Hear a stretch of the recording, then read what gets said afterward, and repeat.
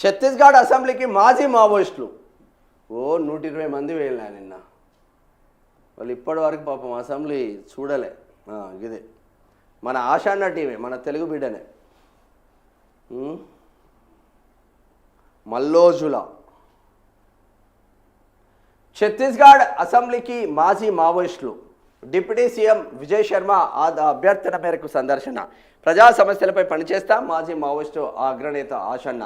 దశాబ్దాల పాటు అడవుల్లో తుపాకీ పట్టి పోరాటం చేసిన తాము ఇప్పుడు ప్రజాస్వామ్య పద్ధతిలో ప్రజా సమస్యల కోసం పోరాడతామని మాజీ మావోయిస్టు అగ్రనేత తక్కలపల్లి వాసుదేవరావు ఆలియాస్ రూపేష్ ఆలియాస్ ఆషన్న తెలిపారు. ఇక్కడ అక్టోబర్లో లొంగిపోయిన తన 120 మంది సహచరులతో కలిసి ఆయన నిన్న ఛత్తీస్గఢ్ అసెంబ్లీని సందర్శించారు. ఈ సందర్భంగా మాజీ మావోయిస్ట్ అగ్రనేత ఆషన్న కీలక వ్యాఖ్యలు చేశారు. తాము అడవుల్లో ఉన్నప్పుడు దేనికోసమైతే పోరాడామో ఇప్పుడు ప్రజాస్వామ్య పద్ధతిలో ఆ ప్రజా సమస్యల కోసం తమ శక్తి మేర పనిచేస్తామని అన్నారు. తమ పట్ల ప్రభుత్వం వివరించే మార్పు స్పష్టంగా కనిపిస్తుందని అన్నారు. జైల్లో ఉన్న మరికొందరు సహచరుల విడుదల గురించి కూడా కేంద్ర రాష్ట్ర ప్రభుత్వాలు కూడా ఆలోచన చేయాలని అన్నారు. మరి ఇక్కడ ఛత్తీస్గఢ్ అసెంబ్లీలో భావోద్వేగపూరిత దృశ్యం. ఛత్తీస్గఢ్ రాష్ట్ర అసెంబ్లీలో ఒక అరుదైన భావోద్వేగపూరిత దృశ్యం ఆవిష్కృతమైంది. దశాబ్దాల పాటు అడవుల్లో సాయుధ పోరాటం చేసి ఇటీవల జనజీవన స్రవంతిలో కలిసిన సుమారు 120 మంది మాజీ మావోయిస్టులు శాసనసభను సందర్శించారు.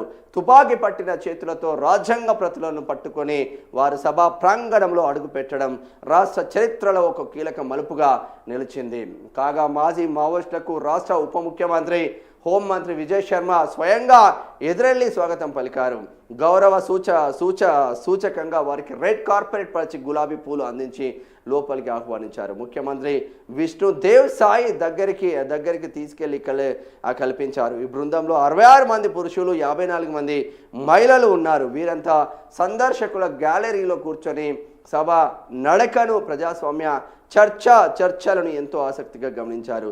సభాపతి వీరి రాకను ప్రత్యేకంగా ప్రస్తావిస్తూ హింసను వీడి ప్రధాన స్రవంతిలోకి వచ్చినందుకు అభినందనలు తెలియజేశారు. మరి డిప్యూటీ సీఎం విజయ్ శర్మ ఏం మాట్లాడుతున్నారో ఒకసారి చూద్దాం. శుభ పరిణామం అంటున్నాడు డిప్యూటీ సీఎం విజయ్ శర్మ. ఛత్తీస్గఢ్ రాష్ట్ర డిప్యూటీ సీఎం విజయ్ శర్మ మాట్లాడుతూ తుపాకీ పట్టిన చేతులతో మావోయిస్టులు రాజ్యాంగ పుట్టలను పట్టుకోవడం శుభ పరిణామం అని అన్నారు. ఆయుధాలు వీడితే చేరదీసి ఆదరిస్తామని, లేదంటే కఠిన చర్యలు తప్పవని హెచ్చరించారు.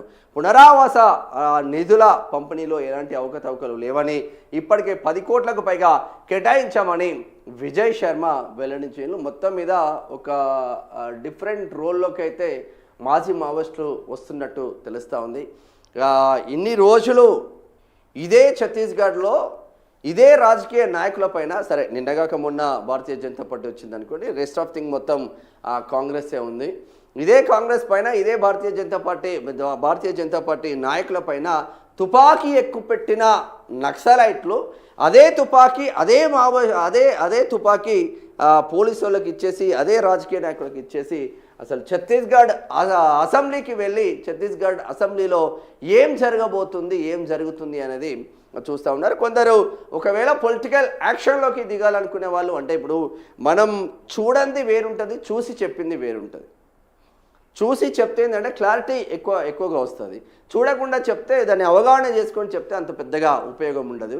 సో పొలిటికల్ లీడర్లుగా కూడా మారిపోయే అవకాశం ఉంది. అరే ఇంత మంచి అవకాశాలు ఉన్నాయి కదా, మనం ఎందుకు మన ప్రజల కోసం పనిచేయకూడదని అందులో 120 మందిలో ఒక 5-6గురికి వచ్చినా కూడా కనీసం వార్డు మెంబరో, కార్పొరేటరో, మున్సిపాలిటీలలో మున్సిపల్ కౌన్సిలర్లో, మున్సిపల్ కార్పొరేషన్లలో ఒక కార్పొరేటరో, ఎంపీడీసీనో, జెడ్పీటీసీనో అయ్యే అవకాశాలు మాత్రం కనిపిస్తూ ఉన్నాయి.